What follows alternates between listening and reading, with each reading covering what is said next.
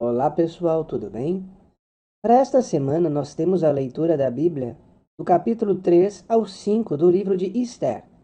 A semana é do dia 11 ao 17 de setembro.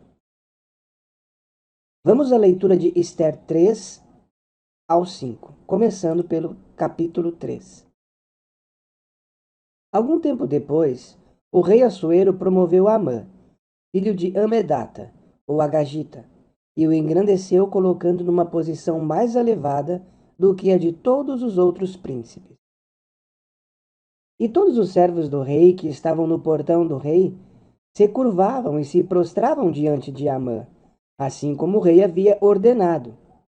Mas Mordecai se recusava a curvar-se e prostrar-se diante dele. Então os servos do rei, que estavam no portão do rei, perguntaram a Mordecai: Por que você não obedece à ordem do rei? Eles perguntavam isso dia após dia, mas ele não lhes dava ouvidos. Então informaram Amã para ver se a conduta de Mordecai seria tolerada, pois lhes tinha dito que era judeu. Quando Amã viu que Mordecai se recusava a curvar-se e prostrar-se diante dele, ficou muito furioso. Mas ele achava pouco matar apenas Mordecai, pois tinha sido informado sobre o povo de Mordecai. Assim, Amã procurou uma forma de exterminar o povo de Mordecai, isto é, todos os judeus em todo o reino de Assuero. No 12º ano do rei Assuero, no primeiro mês, o mês de Nisã, lançou-se por, isto é, a sorte, diante de Amã, para se determinar o dia e o mês. E a sorte caiu no 12º mês, o mês de Adar. Então Amã disse ao rei Assuero: Há um povo espalhado e disperso entre os povos de todas as províncias do seu reino. Suas leis são diferentes das de todos os outros povos, e eles não obedecem às leis do rei. Não convém aos interesses do rei tolerá-los. Se for do agrado do rei, seja emitido um decreto ordenando a destruição deles. Eu pagarei 10.000 talentos de prata aos oficiais, que os depositarão no tesouro real. O rei tirou então o anel de selar, que usava na mão, e o deu a Amã, inimigo dos judeus, filho de Amedata, o Agagita. O rei disse a Amã: A prata e o povo estão nas suas mãos. Faça com eles o que achar melhor. Assim, no dia 13 do primeiro mês, os secretários do rei foram convocados. Eles escreveram tudo o que Amã ordenou aos sátrapas do rei, aos governadores das províncias e aos principais dos diversos povos, na escrita de cada província e na língua de cada povo. As cartas foram escritas em nome do rei Assuero e seladas com o anel de selar do rei. As cartas foram enviadas por meio de mensageiros a todas as províncias do rei, com a ordem de exterminar, matar e destruir todos os judeus, jovens e idosos, mulheres e crianças, num só dia, o dia 13 do 12º mês, isto é, o mês de Adar, e de tomar os seus bens. O texto do decreto deveria ser proclamado como lei em cada província e anunciado a todos os povos, a fim de que se preparassem para aquele dia. Os mensageiros saíram velozmente por ordem do rei. O decreto foi proclamado na fortaleza de Suzã. Então o rei e Amã se sentaram para beber, mas a cidade de Suzã estava em confusão. Vamos agora ao capítulo 4. Quando Mordecai soube de tudo o que havia acontecido, rasgou a roupa, vestiu-se com um pano de saco e cobriu-se de cinzas. Então saiu pela cidade, clamando amargamente. Ele só foi até o portão do rei, pois ninguém podia entrar pelo portão do rei vestido com um pano de saco. Em todas as províncias, aonde chegava a ordem do rei e o seu decreto, havia grande luto entre os judeus, com jejum, choro e lamentação. Muitos se deitavam em pano de saco e cinzas. Quando as crianças e os eunucos da rainha Esther foram lhe contar sobre a situação, ela ficou muito aflita. Então enviou roupas para que Mordecai tirasse o pano de saco e as vestisse, mas ele não as aceitou. Em vista disso, Esther mandou chamar Ataque, um dos eunucos do rei, designados por ele para servi-la, e ordenou-lhe que perguntasse a Mordecai por que ele estava agindo assim e o que estava acontecendo. Portanto, Ataque foi falar com Mordecai na praça da cidade, que ficava em frente ao portão do rei.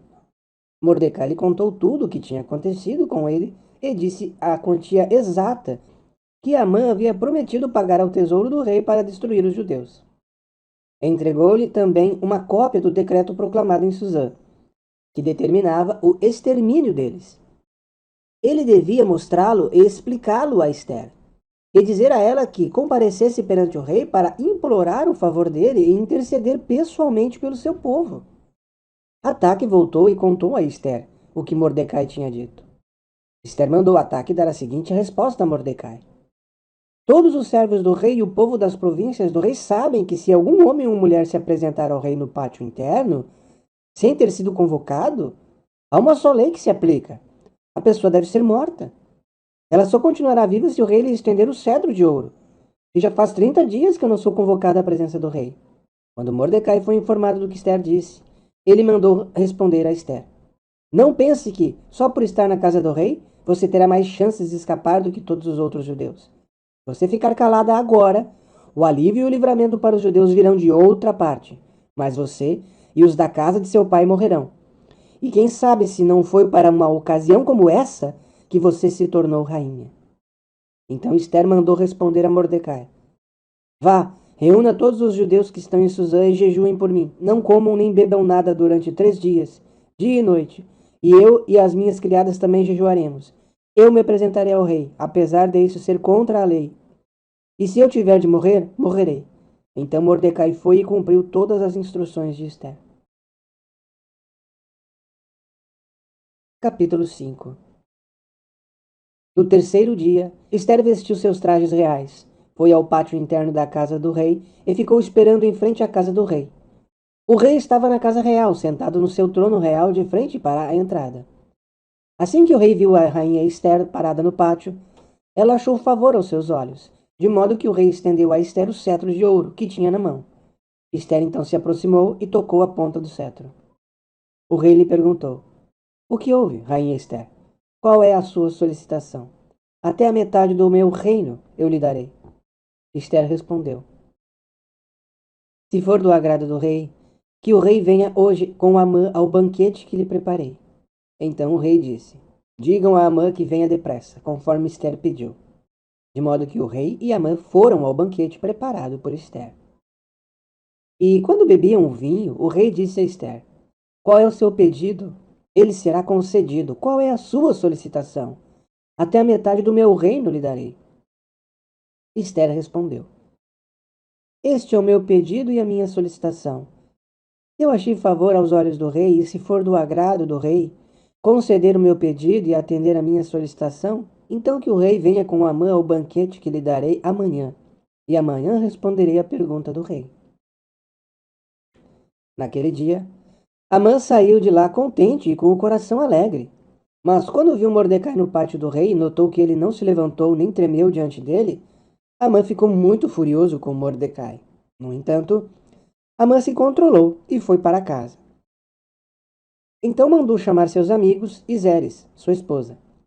Amã se gabou de sua gloriosa riqueza, dos seus muitos filhos, e de como o rei o havia promovido e engrandecido, colocando-o acima dos príncipes e dos servos do rei.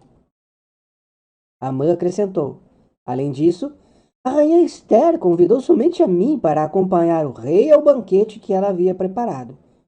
E eu fui convidado para estar com ela e com o rei novamente amanhã.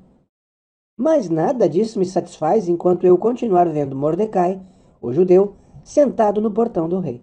Então Zeres, sua esposa e todos os seus amigos lhe disseram: Mande preparar um madeiro de 50 côvados de altura, e peça ao rei, logo pela manhã, que Mordecai seja pendurado nele. Assim, você poderá se alegrar no banquete com o rei. A sugestão agradou a Amã, e ele mandou preparar o madeiro. Bem, pessoal, então eu vou fazer um comentário aqui sobre os capítulos 3, 4 e 5 de Esther. Eu vou fazer comentários breves, porque, na verdade, o objetivo aqui não é substituir o seu estudo pessoal, a sua própria produção de conteúdo e de conhecimento. mas sim dar sugestões através dos meus próprios comentários de como você pode preparar o seu comentário pessoal nas suas próprias palavras para a reunião. O capítulo 3 do livro de Esther nos mostra aqui, então, que o rei Assuero promoveu Amã, filho de Amedata, como numa posição muito elevada, mais do que todos os demais príncipes. Não se relata qual foi os meios, os motivos pelos quais Amã foi elevado a essa posição. Porém, de fato, ele foi elevado a uma posição maior do que todos os outros governantes ou príncipes de Amã. E é interessante que o rei havia ordenado que todos deviam de se curvar e se prostrar diante de Amã. Então, obviamente que isso fez com que Amã se sentisse lisonjeado, né? Teve o seu ego, por assim dizer, massageado. Mas havia um, chamado Mordecai, que se recusava a se curvar e prostrar-se diante dele. Mas talvez nos perguntemos, será que curvar-se e prostrar-se diante de autoridades não era algo comum? Até mesmo para os judeus que estavam aqui em exílio, exilados? Bom, o fato é que, de alguma forma, nós podemos ver que Mordecai se recusava a fazer isso diante de Amã. É interessante quando nós analisamos que Amã, ele era filho de Amedata, ou Agagita.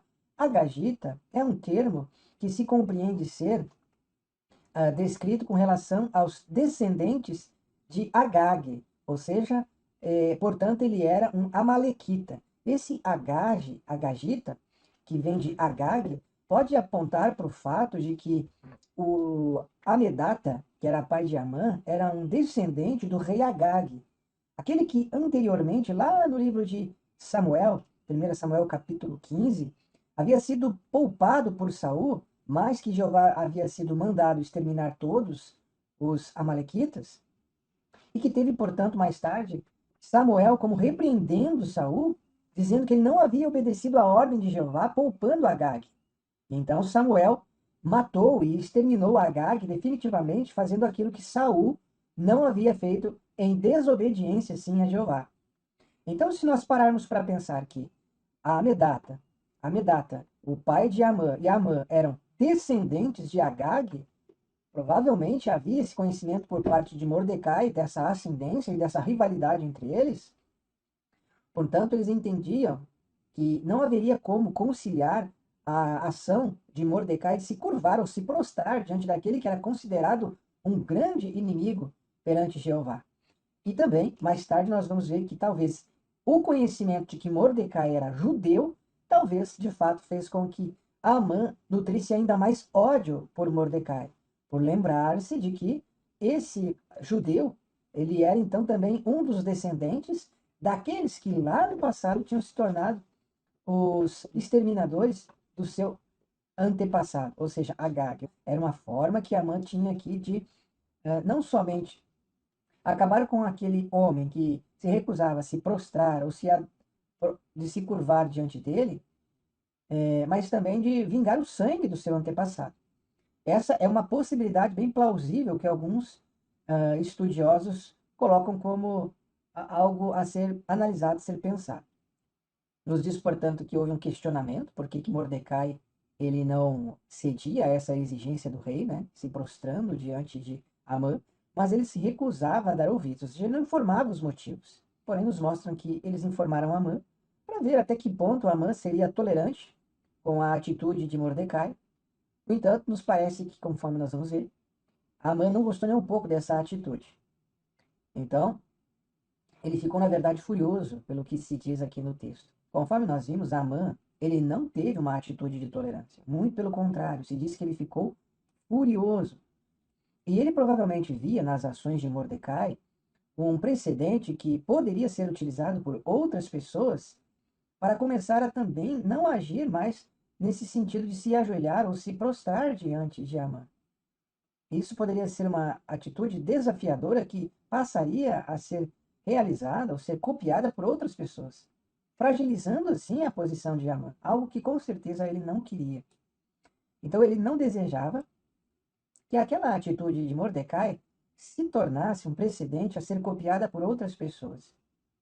Então, como se diz nos versículos seguintes, versículo 7, no 12º ano, e perceba que aqui nós estamos falando do 12º ano do rei Assuero, lembre-se de que aqui nos versículos 2, nós vimos que já havia se passado bastante tempo, porque quando a Esther ela se apresentou diante do rei, veja quando foi que isso aconteceu. Nós temos aqui um registro mostrando que haviam se passado muitos anos, porque no versículo 16 do capítulo 2, voltando um pouco só a título de exemplificar isso, no versículo 16 diz que Esther foi levada ao rei Assuero na sua casa real no 7º ano de seu reinado. Ó. 7º ano de seu reinado. Aqui nós estamos vendo no capítulo 3, nós vimos que foi no 12º ano, ou seja, muitos anos mais tarde, que se lançou então a sorte para ver quando cairia esse dia que se exterminaria o povo de Mordecai. Então isso já havia se passado muito tempo. Então perceba que, embora o relato seja breve, veja, nós estamos falando aqui de um capítulo que, numa mera leitura, parece ser algo sequenciado de maneira muito rápida. Não é. Havíamos passado aqui mais de 4 anos, desde o capítulo dos eventos do capítulo 2. Então, aqui se lançou, então, como diz aqui, que as sortes para se determinar esse dia.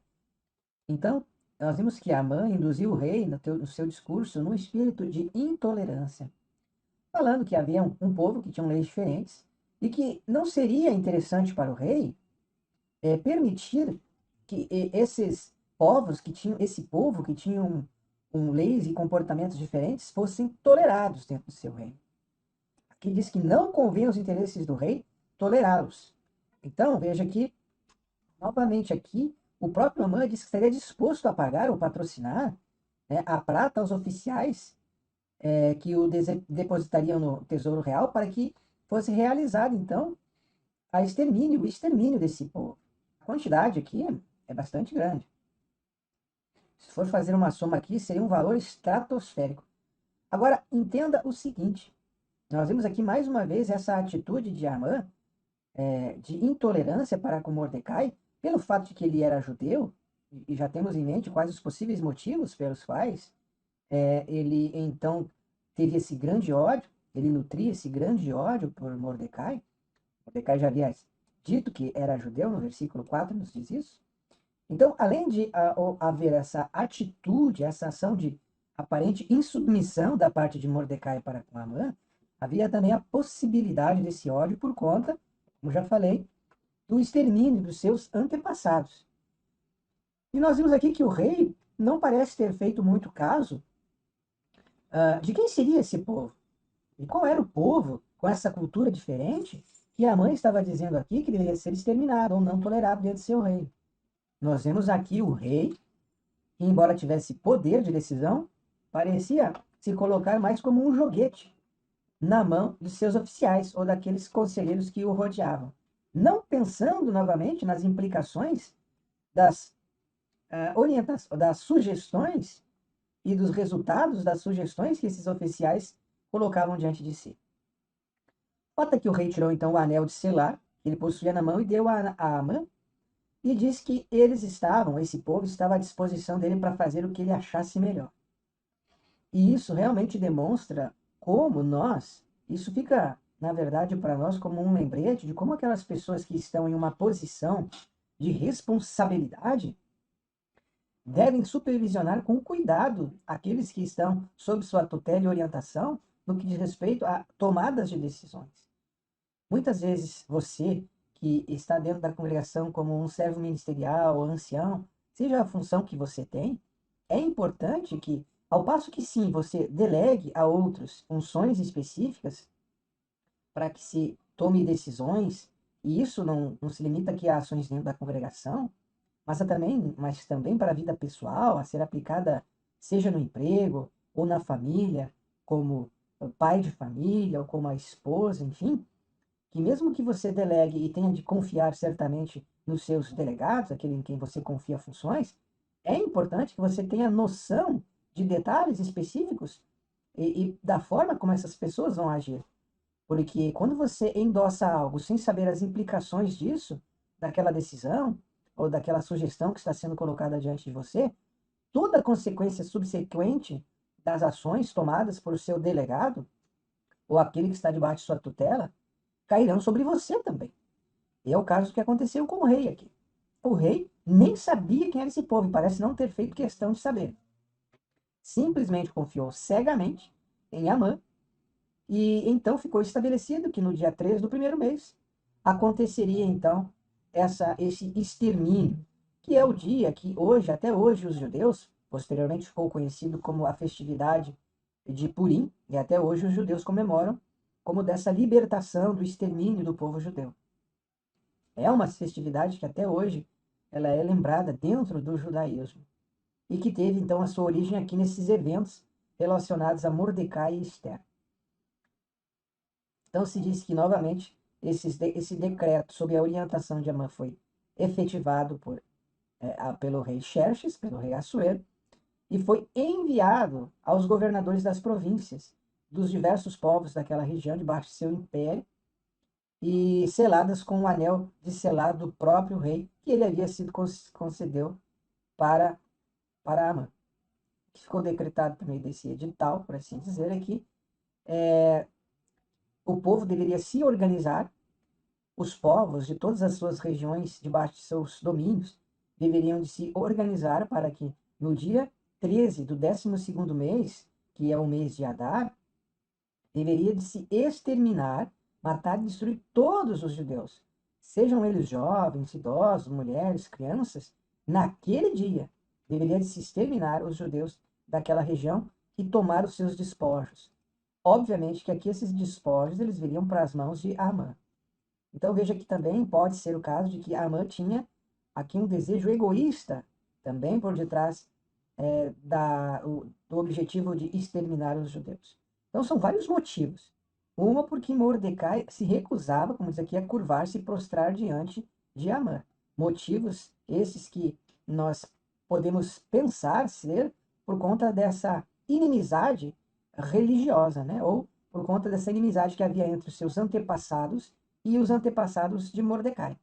Também pelo fato de que isso poderia se tornar uma espécie de precedente que faria com que outros copiassem a atitude de Mordecai, fragilizando assim, da perspectiva de Amã, a sua posição.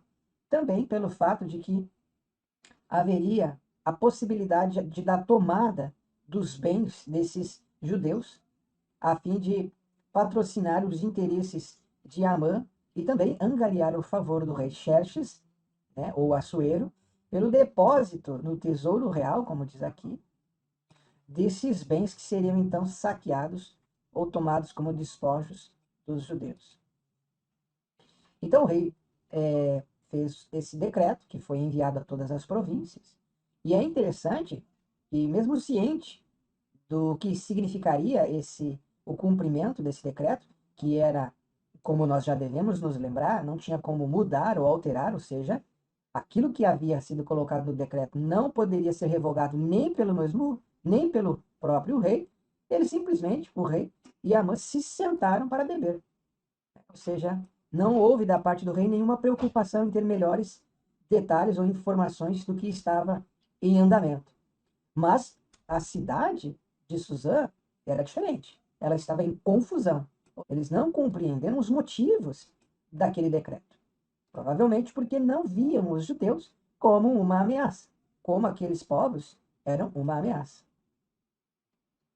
Então nós vimos no capítulo 3, então, o início desse conflito, quando Amã, esse alto oficial do rei Xerxes, ele se torna esse antagonista, né, central dessa narrativa, sendo retratado como alguém que deseja ser reverenciado e exaltado por todos.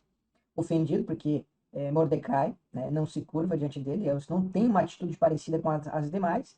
Então, o que ele deseja é uma vingança, mas não só de Mordecai, mas de todo o povo.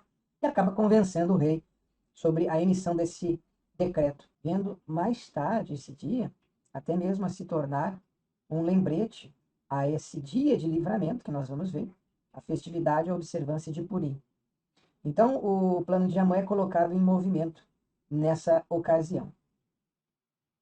E no versículo 4, nós vemos que quando o Mordecai fica sabendo desse decreto, ele entra em profundo luto, ele veste roupas de saco e cinzas, com sinal de tristeza, desespero, de pesar. Né?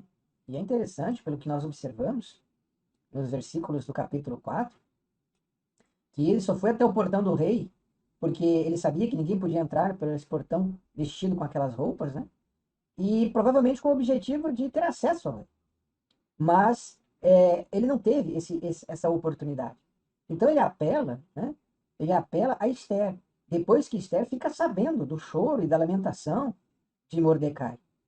Então as pessoas viram aquilo e esse relato chegou até Esther, que ficou sabendo sobre o comportamento de Mordecai. E ela fica aflita com aquilo, pensando provavelmente o que levou Mordecai a agir dessa forma, por que ele está desse jeito? Mas ela faz isso sem saber os motivos pelos quais Mordecai está agindo daquela forma. Então, provavelmente ela não tinha como ter acesso imediato a Mordecai nessa situação, já que agora o seu lugar dentro do palácio do reino era diferente da posição ocupada pelos plebeus. Então ela chama Ataque, que é um dos eunucos do rei designados para servi-la, e ordena a ele que vá perguntar a Mordecai o que que está fazendo, o que que ele está fazendo e por que que ele está agindo daquela forma. Então ela se utiliza de um dos seus servos para ficar sabendo da informação.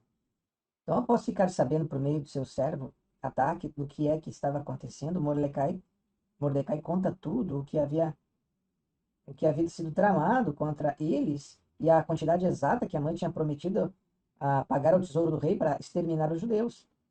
E que isso já havia sido decretado. E enviou uma cópia também desse decreto que havia sido proclamado em Suzã e que estava sendo dirigido a todas as províncias para o extermínio deles. Então, ele disse, então, quando Esther, ela fica sabendo disso, porque foi dito que deveria se explicar a Esther, porque Ataque foi orientado a explicar para Esther as implicações de tudo que estava nesse decreto, solicitou-se também que Esther intercedesse diante do rei pelo povo, para que aquilo pudesse, é, para que aquilo pudesse ser alterado. Mas veja, quando Ataque voltou aqui a Esther e falou aquilo, e Esther mandou em contrapartida um recado dizendo para Mordecai aquilo que era sabido de todas as pessoas. Ou seja, ela disse: todos os servos do rei e o povo da província sabem que se um homem ou uma mulher se apresentar ao rei no pátio interno, sem ter sido convocado, há uma só lei que se aplica: a pessoa deve ser morta. Ela só continuará viva se o rei lhe estender o cetro de ouro. E é interessante que ela falou que já fazia 30 dias que ela não tinha sido convocada perante o rei. Ou seja, há um mês ela não viu o rei e nem o rei havia convocado ela perante sua presença. Então ela não fazia ideia de como estava os sentimentos do rei, ou o espírito do rei naquela ocasião, principalmente com relação a ela. E ela não tinha como prever quais seriam as ações do rei ou a atitude do rei se ela fosse comparecer perante ele sem ter sido convocada. Isso tudo, então, aponta que ela tentou declinar a sugestão de Mordecai se colocar diante do rei.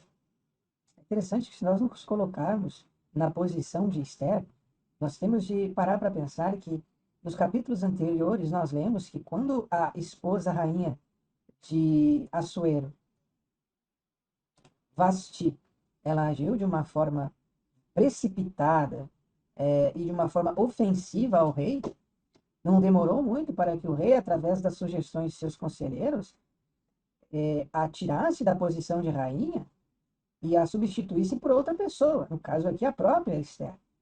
Então Esther poderia, diante dessa situação, imaginar que ela mesma poderia passar a repetir a mesma coisa que Vasti havia feito, ou seja, agido de uma forma vergonhosa diante dos oficiais do rei e do rei. E que assim como Vasti havia sido deposta de sua posição como rainha, Esther poderia também ser alvo da ira do rei por agir dessa forma, comparecendo perante ele sem ter sido convocado, envergonhando diante dos seus oficiais. Então, ela não tinha como prever quais seriam as ações do rei. Então ela envia esse recado para Mordecai na tentativa de dissuadi-lo, para que ele não insistisse naquilo. Porém, o que nós vemos é quando Mordecai foi informado disso da parte da Esther, ele, em contrapartida, disse: não pense que por estar na casa do rei você terá mais chance de escapar do que todos os outros judeus. Ou seja, Mordecai sabia que era inevitável que isso iria alcançar Esther de qualquer forma.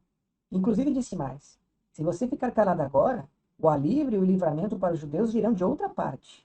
Veja, Mordecai, através dessas palavras, aponta ou demonstra que ele tinha certeza de que Deus, embora ele não mencione aqui Jeová, nem o nome Jeová, nem o termo Deus, e aliás, em todo o livro de Esther não há menção de Deus e nem do nome de Jeová, conforme nós já havíamos mencionado nos comentários anteriores, nos parece muito claro desse comentário aqui que ele tinha certeza na ação divina de que o livramento viria de outra parte, se Esther não intercedesse. Mas você, diz ele, e os da sua casa, e as da casa de seu pai morrerão. Ou seja, ele tinha certeza de que ela e os seus antepassados diretos não seriam poupados. E então ele fala uma frase que com certeza foi significativa no coração e na mente de Esther, quando ele diz o seguinte: e quem sabe se não foi para uma ocasião como essa que você se tornou rainha? Através dessa frase, Mordecai então induz Esther a refletir sobre se talvez a posição que hoje ela estava ocupando não fosse por providência divina, visando justamente que, através da sua posição ao qual havia sido alcançada, teria sido providenciada por Deus justamente para que não houvesse agora, diante das ações de Amã e dessa trama, os judeus fossem exterminados. O fato é que essa frase, essa declaração por parte de Mordecai, fez com que houvesse uma mudança no comportamento de Esther. Porque Esther mandou responder: vá, reúna todos os judeus que estão em Suzã e jejuem por mim. Não comam, não bebam durante 3 dias, dia e noite. E eu e minhas criadas também faremos isso. E eu me apresentarei ao rei, apesar disso ser contra a lei, conforme ela diz. E se eu tiver de morrer, morrerei. Então veja a atitude corajosa da parte dessa mulher. Nós vamos ver aqui e mais tarde que Esther se tornou de fato o meio pelo qual Jeová salvou o seu povo. Nós vimos aqui que Esther, mais uma vez, levou em consideração as palavras do seu tutor, de seu primo Mordecai, respeitando a orientação que ele deu e se submetendo a essa orientação, mesmo que tivesse de morrer. E Mordecai, da mesma forma, cumpriu com todas as solicitações da rainha Esther.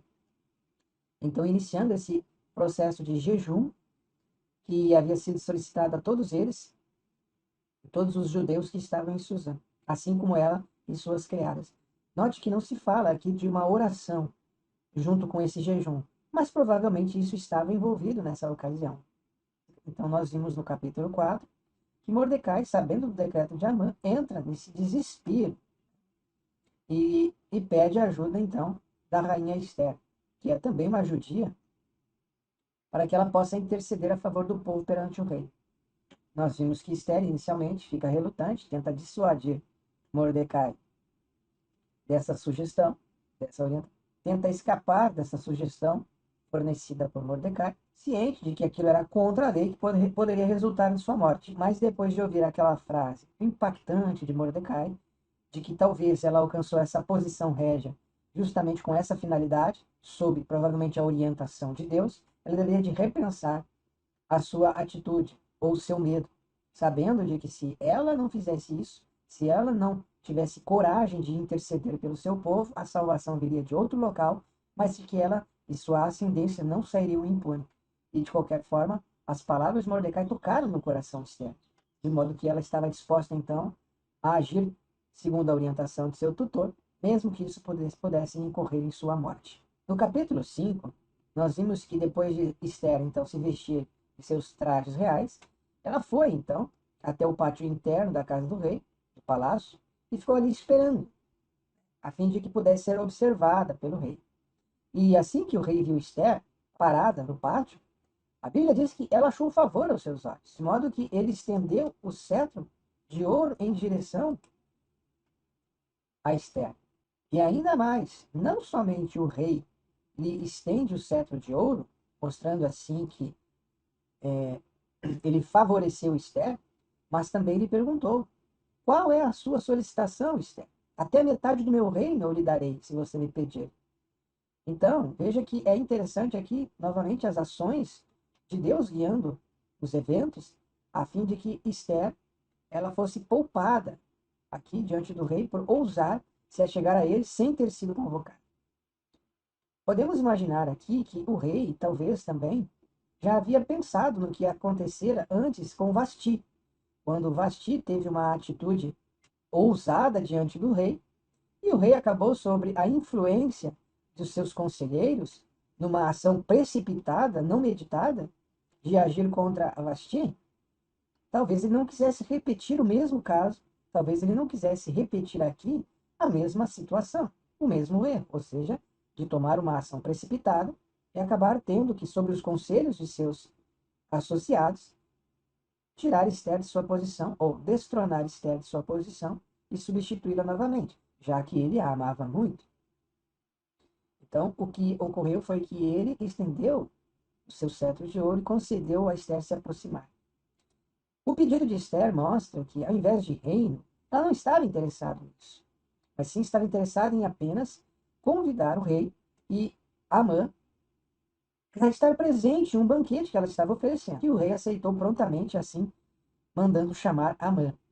Nesse banquete oferecido primeiramente por Esther ao rei Assuero e Amã, ela não revelou ainda o que estava no seu coração perante o rei, embora o rei quisesse saber, embora o rei tivesse essa curiosidade. Afinal de contas, por que Esther teria solicitado a presença do rei ou solicitado que fosse aceita a sua presença perante o rei? O rei certamente tinha essa curiosidade. Mas Esther, na sua ousadia ainda, diante do favor do rei, disse: Peço-lhe então que amanhã aceitem o convite para um outro banquete que eu estou oferecendo, no qual ela estaria convidando então o rei, novamente, e Amã. Então Esther, através desse novo convite, um segundo banquete que seria oferecido, convoca então, ou solicita a presença, sob o favor do rei, não só da presença dele, mas de Amã, que ficou lisonjeado. Que, como diz aqui, Amã, ao chegar em sua casa, falou o seguinte: a rainha Esther convidou somente a mim para acompanhar o rei ao banquete que ela havia preparado.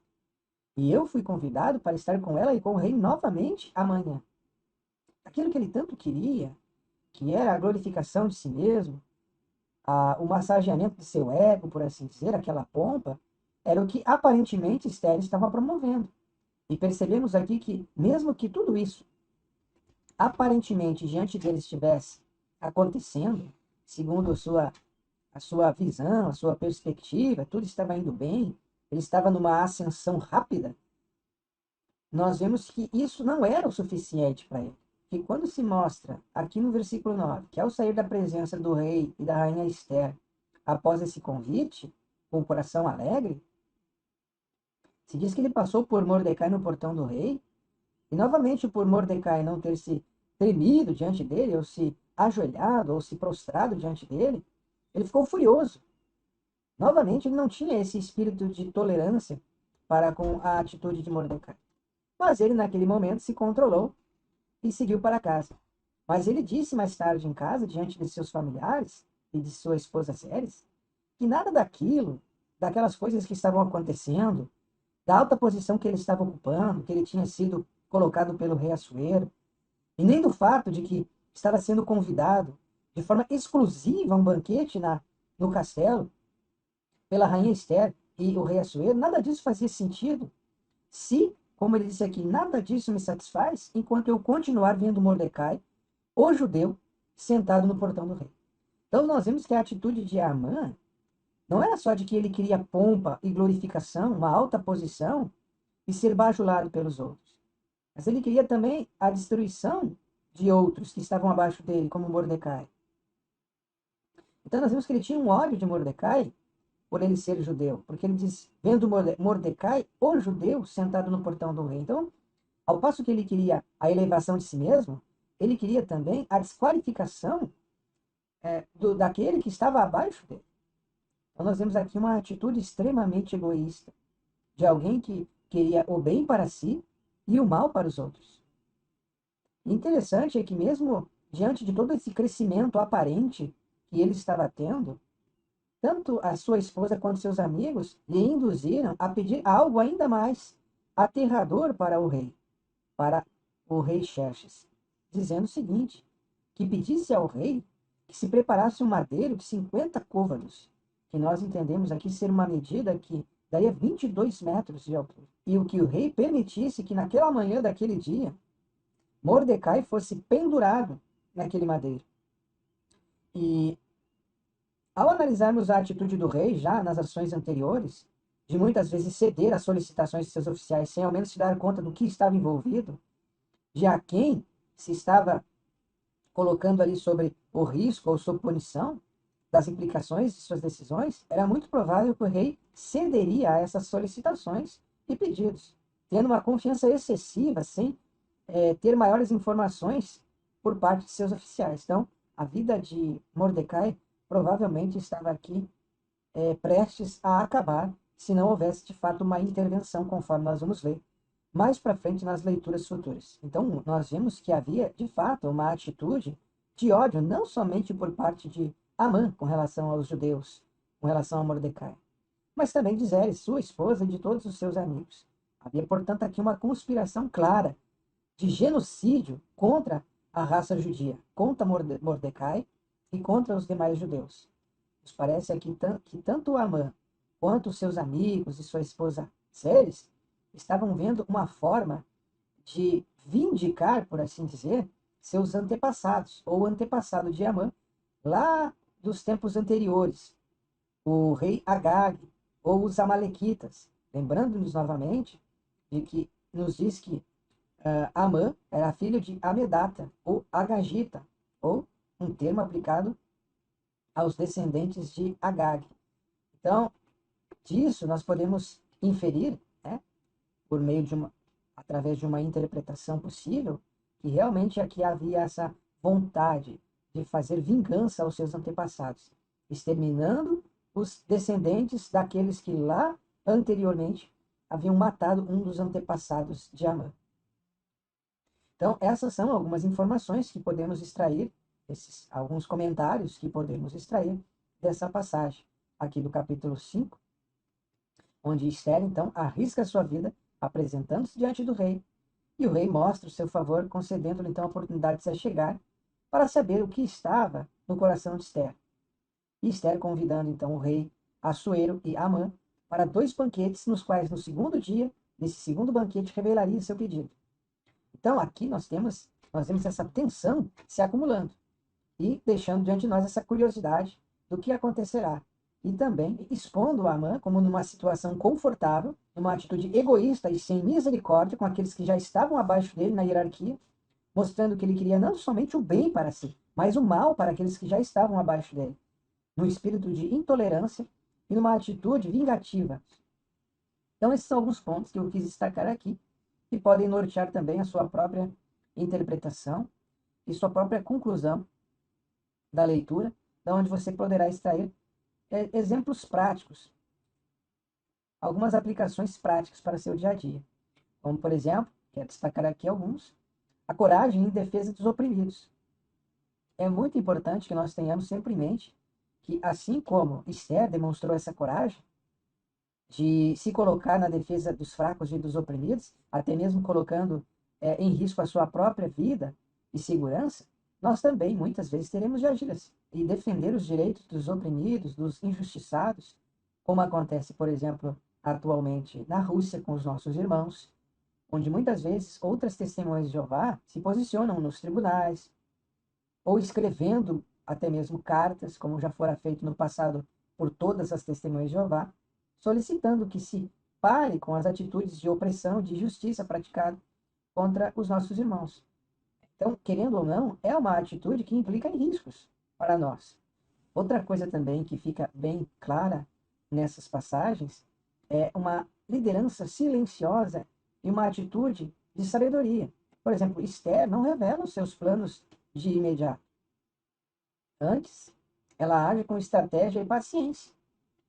Por exemplo, quando ela não revela imediatamente tudo que está envolvido e as suas intenções nos 2 convites que fez para Assuero e para Amã. Até mesmo agindo de tal forma a fazer com que Amã tenha ainda mais confiança no seu sucesso e na sua ascensão. Então ela não teve uma atitude precipitada, dando assim tempo para que as coisas acontecessem dentro do planejado. Isso fica para nós também, como uma lição para seguirmos certas orientações, termos também uma atitude de estratégia e paciência, não revelando assuntos confidenciais ou planos a todos aqueles que não têm o direito de saber desses planos, a fim de que tudo saia bem sucedido. também reforça em nós a consciência identitária e cultural. Veja bem, aqui a identidade judaica de Esther desempenha uma função importante dentro da história. Ela valoriza a sua identidade, a sua cultura, mesmo estando dentro de um povo misto e uma sociedade gentia. Assim como ela não abre mão de suas origens e da sua identidade, agora que ela está numa posição confortável, da mesma forma nós. Não devemos esquecer nunca de quem nós somos, quem nós servimos e a quem defendemos, onde quer que estejamos. Que nunca sejamos influenciados por aqueles que estão ao redor de nós ou por estarmos rodeados de pessoas que não fazem parte da nossa comunidade, que não têm a nossa cultura ou não têm a mesma perspectiva que nós das coisas, a fim de nos deixarmos moldar por ele e nos esquecermos de defender os nossos valores, as nossas crenças, mas sim termos essa consciência identitária e cultural. Também o combate, por parte de Esther, dessa atitude antissemita. Então, nós vemos que, geralmente, há muita discriminação e ódio, às vezes dirigido a grupos minoritários. E isso não é diferente do que aconteceu, por exemplo, durante o período do nazismo. O próprio Hitler agiu dessa forma com relação a judeus, contra homossexuais, contra ciganos e contra testemunhas de Jeová. As testemunhas de Jeová, mais precisamente, por questões puramente religiosas. Não estavam envolvidas questões políticas aqui, mas simplesmente questões religiosas. E assim, da mesma forma, muitos irmãos ao redor do mundo tiveram uma atitude corajosa de luta e combate a esse tipo de discriminação e ódio, de intolerância com relação a esses grupos minoritários. No caso das testemunhas de Jeová, os seus próprios irmãos, além de outros grupos também destacarem essa atitude discriminatória e preconceituosa com relação a outros. Então, nesse aspecto, fica esse exemplo a ser seguido por nós hoje. E também outro ponto que pode ser frisado é a liderança com responsabilidade. E aqui entra algo que pode se aplicar não só dentro da congregação a anciãos e servos ministeriais, superintendentes, seja o corpo governante também, mas também a todos nós, homens e mulheres, até mesmo fora, na vida secular. Liderança com responsabilidade, por exemplo, diferente da forma como Xerxes. Nós percebemos que Xerxes, o rei Assuero, ele cedeu à influência de Amã sem compreender, friso novamente aqui, completamente as implicações de seu decreto. Ele não sabia quem é que era o povo, não sabia os impactos que iam causar pessoalmente a ele isso, ou seja, ele não investigou. Ele não pediu mais informações. Ele simplesmente deu o seu anel de selar para Amã e disse que ele deveria fazer o que bem desejasse. Então fica isso um lembrete a todos aqueles que são líderes e autoridades que exercem funções administrativas, seja na congregação, seja em casa, seja no mundo secular, em posições de responsabilidades em empresas, em outros locais, a entender que tanto as suas decisões ou as decisões daqueles que estão sob a sua tutela, daqueles que estão abaixo deles dentro de uma hierarquia, vão implicar em coisas que cairá sobre você. Então, considerar sempre as consequências das suas decisões e da sua falta de supervisão. Então, é importante ter em mente isso, que anciãos, superintendentes, servos ministeriais ou qualquer pessoa de responsabilidade que tenha outros abaixo de si, ou até mesmo que tenha de tomar decisões, sempre parar para pensar nas implicações de suas decisões e estar ciente de tudo que está envolvido em cada uma dessas decisões, a fim de que mais tarde não venha a sofrer as consequências dessas decisões, porque Xerxes havia feito um decreto que não poderia mais ser violado, ser cancelado, conforme aquelas leis, que não poderia ser voltada atrás. Uma vez sido decretado, deveria ser cumprido. Então, esses são alguns apontamentos que eu gostaria de deixar diante de vocês para a reflexão. E vocês poderão comentar, caso desejem, algo mais que tenham encontrado interessante sobre Jeová, sobre aplicações práticas para o dia a dia, na leitura de Esther, capítulo 3 ao capítulo 5.